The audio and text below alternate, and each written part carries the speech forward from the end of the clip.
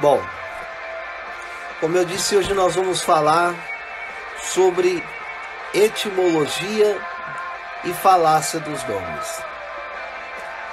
Hoje nós, ao dar o nome a um filho, ao dar o nome a uma empresa, normalmente nós fazemos baseado em alguns princípios. Às vezes para homenagear alguma coisa, às vezes para homenagear uma pessoa ou coisa do tipo. Só que no cenário da Bíblia, a prática de dar o nome representava muitas coisas para os hebreus. E nós vamos ver um pouquinho disso nesta manhã. Longe de mim querer esgotar o assunto numa live, mas eu tenho certeza que quando nós saímos desta live nesta manhã, você vai sair daqui com uma mente totalmente transformada e mudada no que diz respeito àquilo que nós falamos, aquilo que nós pronunciamos, às vezes a forma com que nós apelidamos pessoas ou coisas, porque Deus nos chamou para sermos bênção na vida das pessoas. E muitas vezes não estamos fazendo bom uso de um grande poder que Deus nos deu através da palavra, através da nossa fala. Então eu quero convidar você a abrir a sua Bíblia comigo no livro do Gênesis, no capítulo de número 25. É o texto que nós vamos usar nesta manhã para consubstanciarmos a aula que Deus ele preparou para as nossas vidas nesta manhã. Muitos jovens entrando aqui, estou feliz. Karen, a Esté, a Daiane, Robert, Deus abençoe a todos vocês pelo Instagram também. Gênesis capítulo 25, verso de número 22. O livro do Gênesis, capítulo 25, verso de número 22. O texto da palavra do Senhor diz assim, ó. E os filhos lutavam dentro dela. Então disse, se assim é, porque eu sou assim. E foi-se a perguntar ao Senhor. E o Senhor lhe disse, 2 nações há dentro do teu ventre, e 2 povos se dividirão das tuas entranhas. E um povo será mais forte do que o outro povo, e o maior servirá o menor. Verso 24. E cumprindo-se os seus dias para dar à luz, eis gêmeos no seu ventre. E saiu o primeiro, ruivo, e todo com um vestido cabeludo. Por isso chamaram o seu nome Esaú. E depois saiu o seu irmão, agarrada a sua mão ao calcanhar de Esaú. Por isso se chamou o seu nome Jacó. E era Isaque da idade de 60 anos quando os gerou. E cresceram os meninos. E Esaú foi varão perito na caça, varão do campo. Mas Jacó era varão simples, habitando em tendas. E amava Isaque a Esaú, porque a caça era de seu gosto. Mas Rebeca amava a Jacó. E Jacó cozera um guisado. E veio Esaú do campo, e estava ele cansado. E disse Esaú a Jacó, deixa-me, peço-te, comer desse guisado vermelho, porque estou cansado. Por isso se chamou seu nome Edom. Então disse Jacó, vende-me hoje a tua primogenitura. E disse Esaú, eis que estou a ponto de morrer, E para que me servirá logo a primogenitura? Então disse Jacó: jura-me hoje. E jurou-lhe e vendeu a sua primogenitura a Jacó. E Jacó deu o pão a Esaú e o guisado das lentilhas. E este comeu e bebeu, e levantou-se e foi-se, e assim desprezou Esaú a sua primogenitura. Bom, como eu já adiantei aqui, os hebreus, eles, não somente os hebreus, mas os povos antigos, eles tinham todo o cuidado ao dar o nome a uma criança que acabara de nascer. Eles tomavam todo o cuidado possível quando eles resolviam dar o nome a uma cidade, a uma região, a uma localidade ou até mesmo a uma coisa, porque eles sabiam o poder que habitava no nome. Para os hebreus, nome era muito mais do que apenas uma identificação. Para os hebreus, o nome tinha um cunho profético. Para os hebreus, nome simbolizava a história.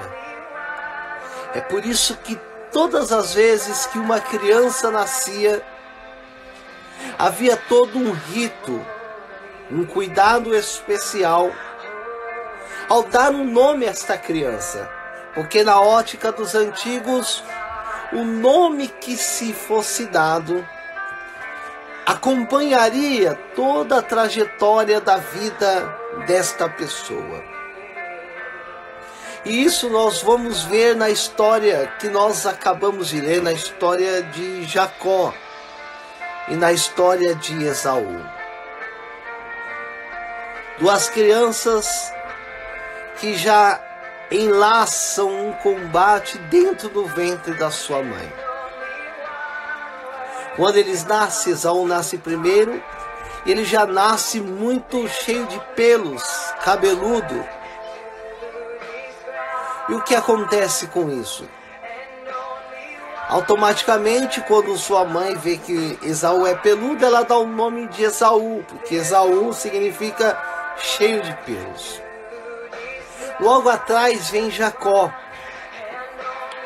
E Jacó, ele agarrado no calcanhar do seu irmão, tentando suplantar, tentando sair primeiro para ser o primogênito. Quando ele nasce, seus pais percebem que Jacó estava tentando suplantar esse direito de primogenitura, e sem perceber, eles dão a ele o nome de Jacó.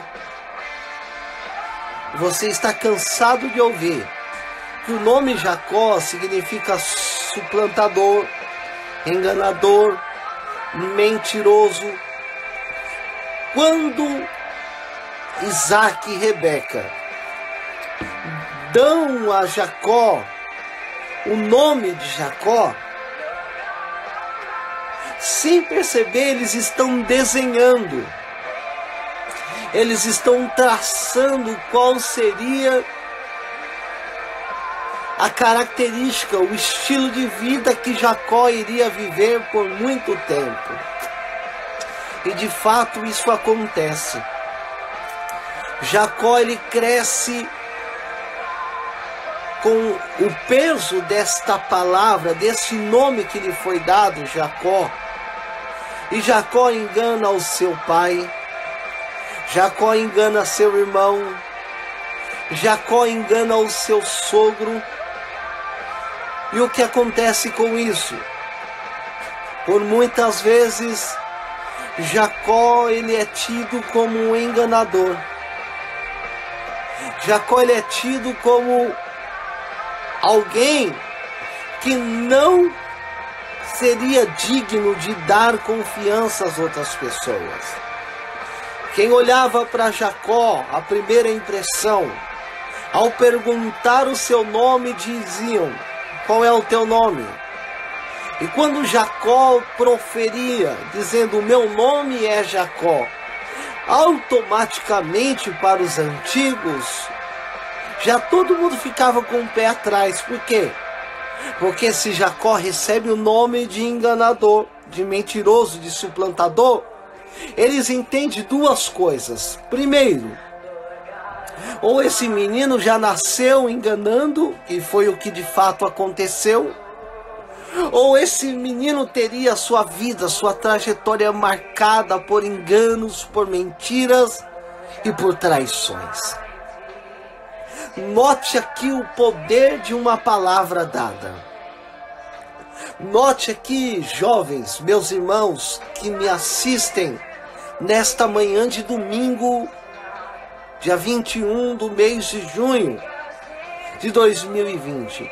Note o poder que há em uma palavra proferida sem pensar. Para os hebreus, seria totalmente insano, seria totalmente impensado sair lançando palavras sem pensar. E isso é uma verdade tão notória, tão especial, que quando Jacó ele nasce, Jacó ele é marcado por enganações e por mentiras. Imagine você ser enganado como as pessoas eram enganadas ao passar por Jacó. O que eu quero dizer nesta manhã é que nós devemos tomar todo o cuidado com aquilo que nós costumamos nomear, com aquilo que nós costumamos apelidar. Nós vamos ver alguns personagens na Bíblia que foram marcados por causa do seu nome. Eu quero ler alguns aqui com vocês. Primeiro, nós vimos que Jacó teve uma vida marcada por enganação, simplesmente pelo fato de receber um nome sem pensar de seu pai. E o que muda de fato a história de Jacó é que, embora o nome Jacó lá no hebraico signifique suplantador e mentiroso, a primeira língua escrita na terra foi a língua dos fenícios. E lá nos fenícios já existiam pessoas com o nome de Jacó. E no fenício Jacó significa amado e escolhido. Interessante que mesmo sem os pais de Jacó perceber, estão dando nome profeticamente a ele, dizendo: Jacó, você é amado e você é escolhido por Deus. Quero que você abra comigo Êxodo capítulo 2 e verso 10. Depois de Gênesis vem Êxodo. Êxodo capítulo 2, verso de número 10. Livro de Êxodo capítulo 2, verso 10. Olha o que diz a palavra do Senhor. E sendo o menino já grande, ela o trouxe a filha de Faraó, a qual o adotou, e chamou seu nome Moisés, e disse: porque das águas tenho tirado. Olha que interessante. Nós conhecemos muito bem a história do nascimento de Moisés, quando o Faraó, tentando de todas as formas acabar com a trajetória do povo hebreu no Egito, ele dá uma ordem dizendo que todos os meninos recém-nascidos fossem matados, fossem entregues à morte. Quando Joquebede ela gera Moisés, Miriam recebe a notícia de que há um decreto de morte sobre os meninos. Ela pega Moisés, coloca ele em uma espécie de manjedoura e coloca ele sobre as águas. E a filha de Faraó acaba o achando. Quando ela tira Moisés das águas, ela dá o nome de Moisés justamente porque Moisés havia sido tirado das águas. Eu não sei se você já percebeu, mas Moisés enfrentou as águas. E no embate do Mar Vermelho, aonde qualquer pessoa que tentasse atravessar aos pés aquele mar, não conseguiria. Mas o nome que Moisés recebeu lá atrás, profeticamente, tirou Moisés a salvo das águas do Mar Vermelho. Mais uma vez nós enxergamos aqui o poder da palavra dada. O poder do nome que nós atribuímos a pessoas. O poder do nome que nós, por vezes, sem pensar, damos a pessoas, a coisas, a estabelecimentos comerciais. Eu imagino que a pessoa, por mais insana que ela fosse, ela jamais construiria ou abriria uma empresa, lhe daria um nome de derrota. Eu imagino que muitas vezes nós, ao termos o privilégio de sermos pai ou mães de filhos, nós jamais daríamos um nome a um filho acreditando que esse nome que nós dessemos a ele seriam nomes que fosse atribuir maldição para esta pessoa.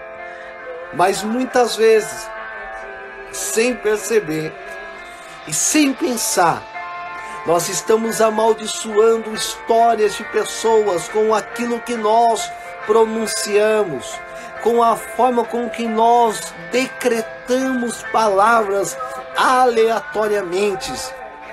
Para os judeus era o momento mais importante, para os hebreus era um momento crucial. Por ora, no caso de homens, ou eles davam nome na hora do nascimento, ou eles davam após 8 dias, depois da apresentação no templo, da circuncisão, porque eles entendem que nome fala de história.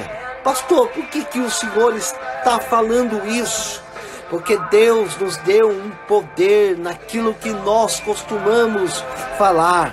As nossas palavras, elas têm efeito no mundo espiritual.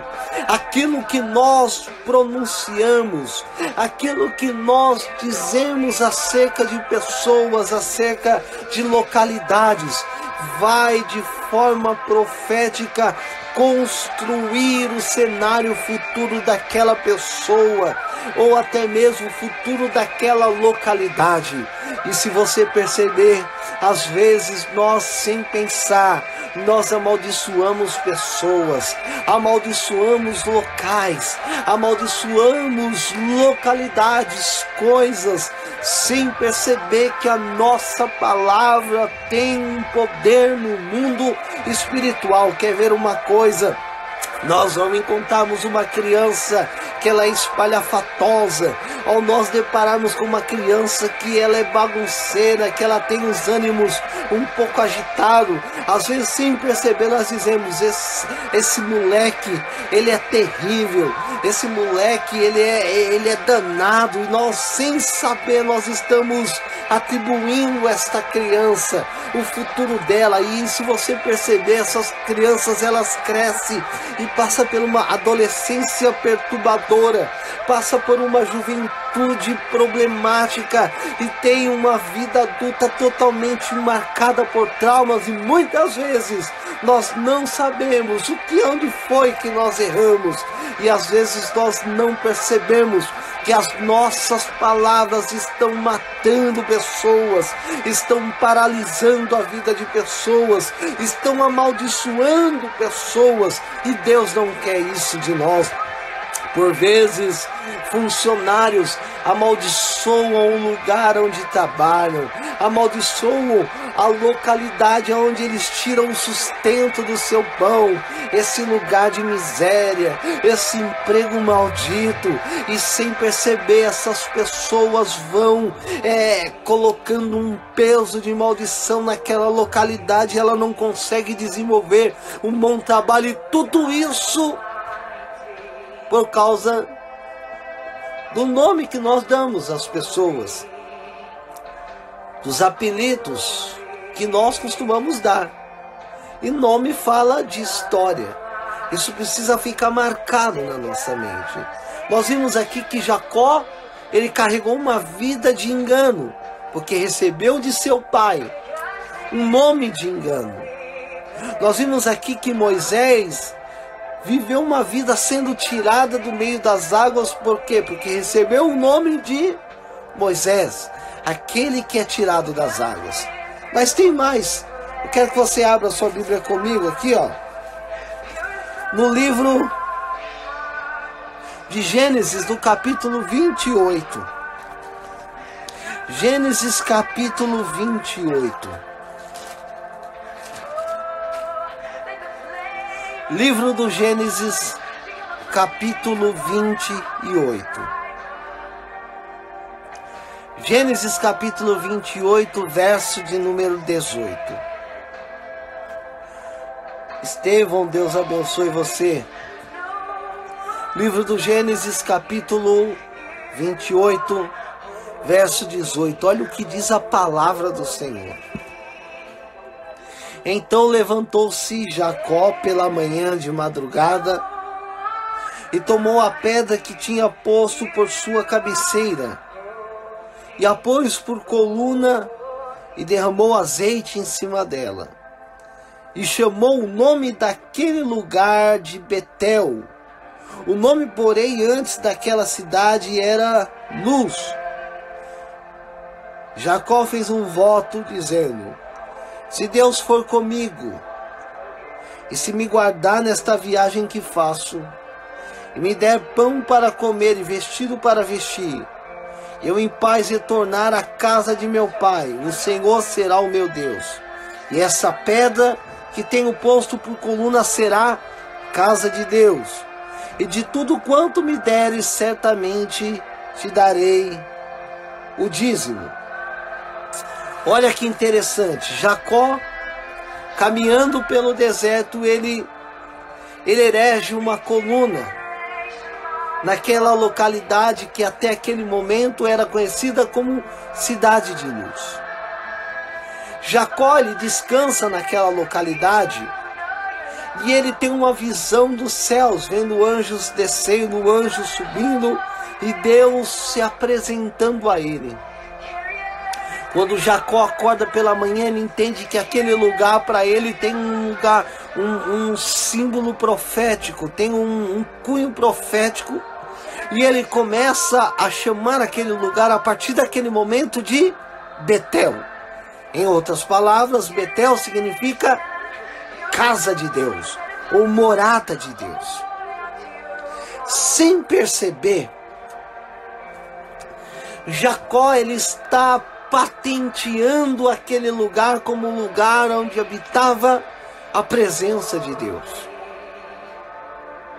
A partir desse momento, aquela localidade, aquela região onde Jacó um dia deitou azeite e chamou aquele lugar como casa de Deus,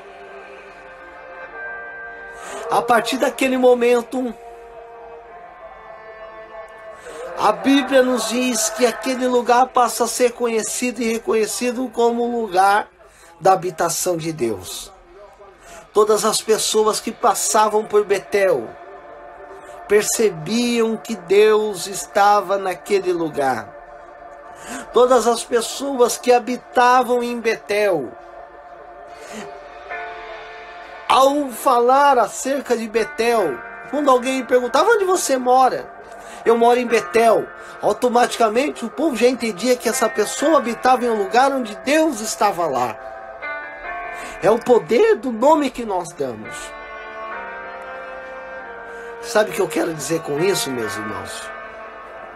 Que ao invés de nós amaldiçoarmos o lugar que nós moramos, o bairro que moramos, a casa que nós moramos, o local onde nós trabalhamos, Deus quer que nós venhamos fazer como Jacó.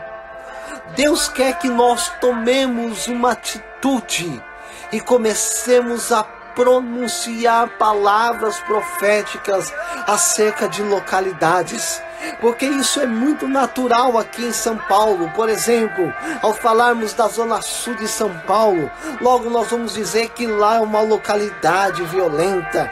Ao falarmos, por exemplo, de Cracolândia, centro de São Paulo, o que vem à nossa mente, logo vem à nossa mente uma aglomeração de pessoas possuídas e dominadas pela droga. E isso é o poder que aquele nome, aquela localidade recebe. Só que tem uma coisa, Deus está nos dando nesta manhã uma aula para que nós possamos usar a palavra que Deus nos deu e começarmos a mudar os cenários de vida. Porque as coisas podem ter nascido de um jeito, mas o que importa não é o jeito que começa, é o jeito que termina. As pessoas podem ter nascido amaldiçoada, mas não importa o jeito que ela nasceu, mas o que importa é como é que ela vai terminar a vida dela. E tudo isso depende da forma com que nós usamos a nossa palavra. Sabe o que eu quero dizer com isso nesta aula? Que nós precisamos começar a abençoar vidas. Que Deus me chamou, que Deus te chamou, juventude forte, que Deus te chamou, homens de Deus, pastores que estão comigo nesta live, que Deus te chamou para começarmos a mudar as realidades de vidas, mudar a realidade das localidades. Então, ao invés de nós olharmos, por exemplo, para Cracolândia e disser que lá é um lugar dominado pelo tráfico, dominado por viciados, nós temos que começar a profetizar dizendo que no lugar de drogados, ali haverá pessoas restauradas para a glória de Deus, que no lugar de filhos problemáticos, que no lugar de parentes, de pais que dão trabalho, nós temos que começar a profetizar que a nossa casa pertence ao Senhor. Eu digo mais, talvez você que está comigo nessa live trabalha em um local totalmente dominado por Satanás. A sua diretoria, talvez, ela seja um exemplo real e verdadeiro de alguém que é dominado pelo inimigo. Mas Deus, nesta manhã, Ele está nos dando o poder de mudarmos histórias através da palavra que nós profetizamos, do nome que nós atribuímos à pessoa. Pastor, o que você quer dizer com isso? Eu quero dizer nesta manhã, Deus te deu autoridade. Deus te deu uma palavra profética e nós precisamos tomar cuidado com o nome que nós estamos atribuindo a pessoas, porque a nossa palavra ela tem poder e pode causar sentimentos depressivos em pessoas, mas também a nossa palavra tem o poder de tirar pessoas da depressão. A nossa palavra tem o poder de amaldiçoar uma empresa, mas a nossa palavra também tem poder de tirar uma empresa do buraco através de uma ordem profética. Note que aqui Jacó agora, quando ele passa por Betel, ele entende que ele tem o poder de mudar a história de Betel com a sua palavra. E ele profetiza: esse lugar a partir de hoje será chamado de Betel. E sabe o que acontece? Todas as pessoas que passavam por Betel percebiam a presença de Deus naquele lugar. O que o senhor quer dizer com isso, Marcelo? Eu quero dizer que a partir de hoje nós precisamos praticar isso. A minha palavra, ela tem poder de influenciar a minha casa. A minha palavra tem o poder de influenciar a faculdade, a sala de aula onde eu estudo. E eu já contei o testemunho de que uma live, um vídeo meu, foi capaz de trazer para a luz um professor meu de direito penal, professor Kleber, que estava totalmente dominado pelo sentimento de morte. E hoje ele é um servo do Senhor, batizado nas águas, serve ao Senhor na igreja Bola de Neve ali em Santa Isabel, e glória a Deus por isso, porque um dia minha palavra teve o poder de salvar uma pessoa. Às vezes nós estamos amaldiçoando as localidades, mas experimente começar a apelidar o seu trabalho como local de bênção, e você verá que grandes oportunidades vão começar a surgir, a aflorar daquele lugar, porque nós somos aquilo que nós profetizamos. Note que tudo na Bíblia começou com uma palavra de poder. Gênesis capítulo 1 diz que no princípio criou Deus os céus e a terra. A terra estava sem forma e vazia, e havia trevas sobre a face do abismo. E o Espírito de Deus pairava sobre a face das águas. Quando Deus chega naquele cenário catastrófico, Ele poderia dizer, mas que lugar terrível, que lugar de trevas, que lugar feio. E se Deus isso dissesse, o mundo seria assim até hoje. Mas quando Deus está diante do cenário catastrófico, qual que é a atitude dele? Que serve como exemplo para nós. Ele começa a mudar a ótica do mundo através da sua palavra. Ele diz, haja luz, e no lugar das trevas houve luz. E ele começa a declarar, a criar o cenário através da sua palavra. É muito forte isso. Tem gente que não entende, né, Alcione? A Alcione escreveu aqui, a palavra tem poder, e isso é verdade. Tem gente que não entende o poder da palavra e sai atribuindo nomes, apelidos a pessoas à torta e à direita, sem perceber que isso está causando um efeito contrário na vida de pessoas, sendo que Deus nos levantou como igreja para abençoar vidas, para profetizar a bênção do Senhor na vida de pessoas. Tem mais. Eu quero que você abra comigo a sua Bíblia no segundo livro de Samuel, no capítulo 9. Segundo livro do profeta Samuel, capítulo 9.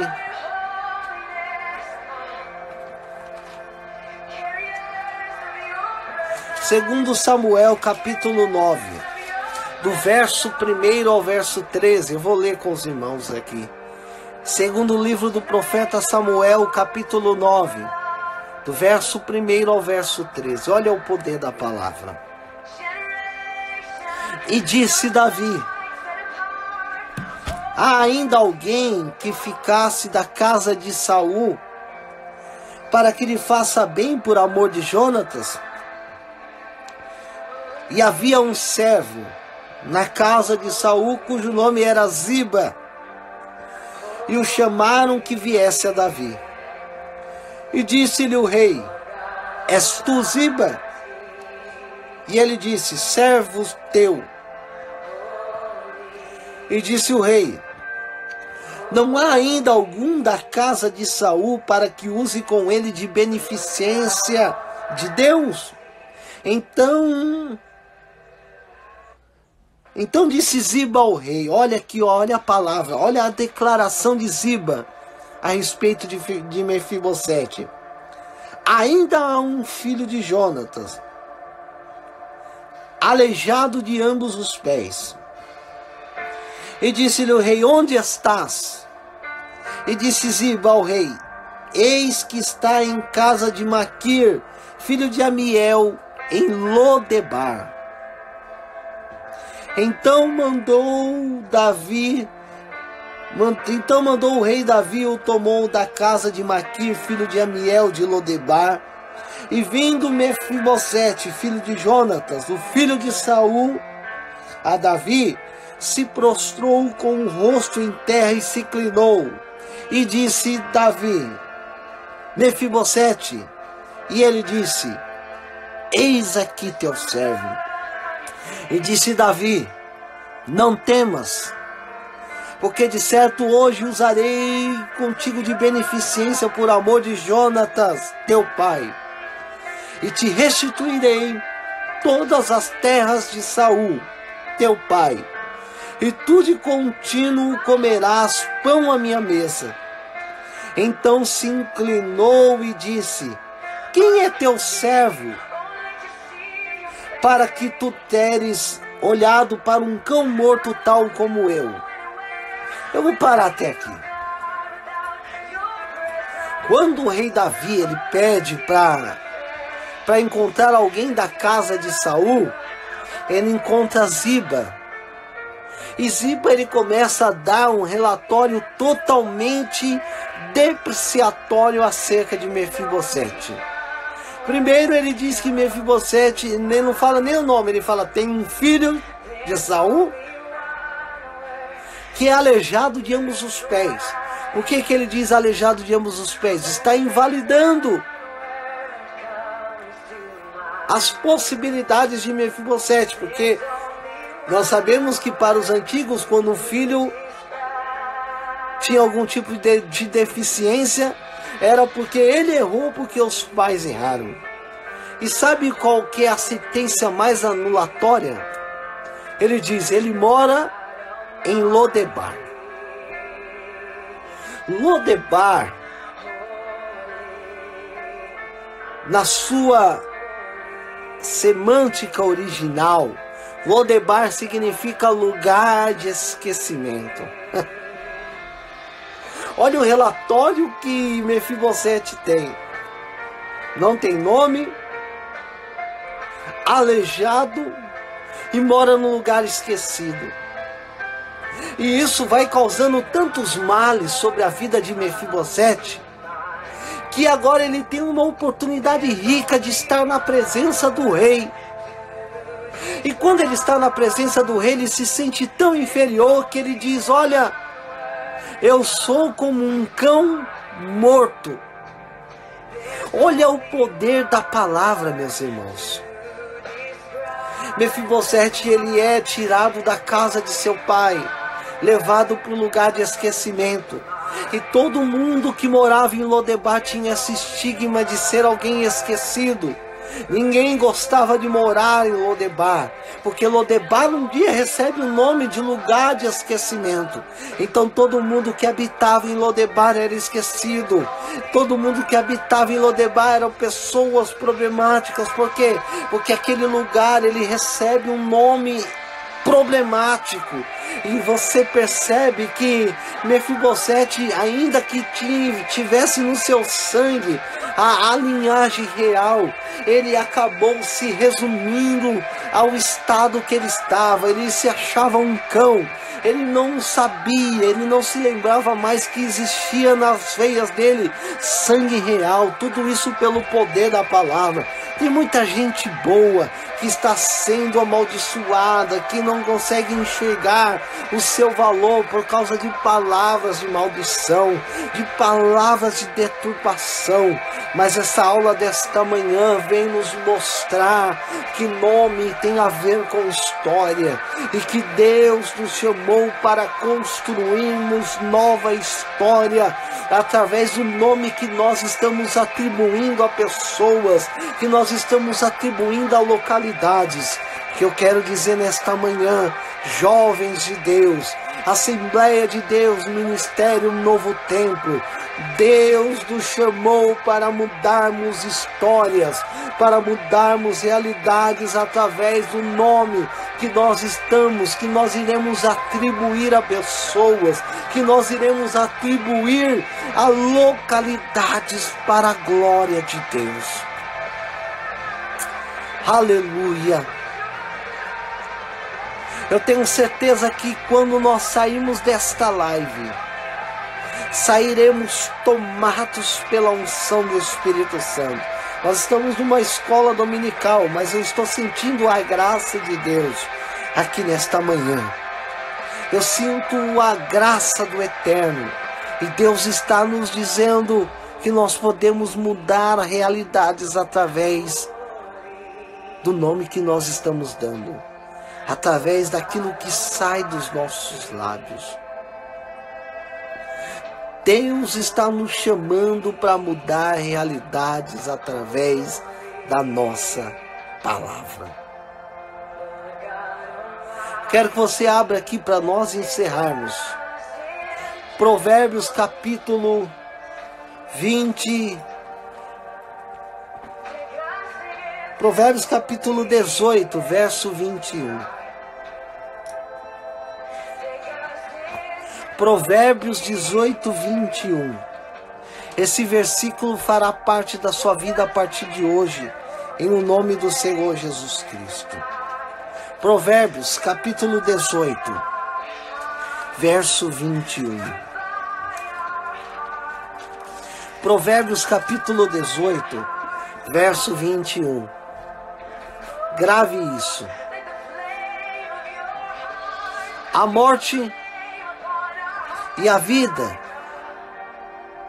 estão no poder da língua, e aquele que a ama comerá de seu fruto.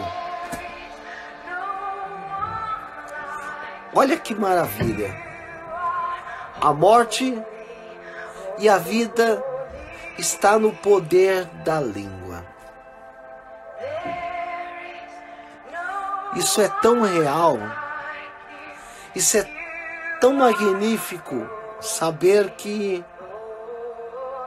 a nossa palavra tem o poder de influenciar o mundo externo. O sábio, ao escrever Provérbios, ele diz: olha, você quer comer bem do fruto do que você fala? Você tem a escolha de pronunciar palavras de morte ou palavras de vida. Que esta aula desta manhã, que esse estudo possa nos despertar, para que nós possamos compreender a responsabilidade que temos e o poder que nós possuímos de pronunciarmos palavras de vitória. Que nós não sejamos como tolos, que saem dando nomes, apelidos depreciatórios à torta e à direita, sem entendermos o poder da palavra.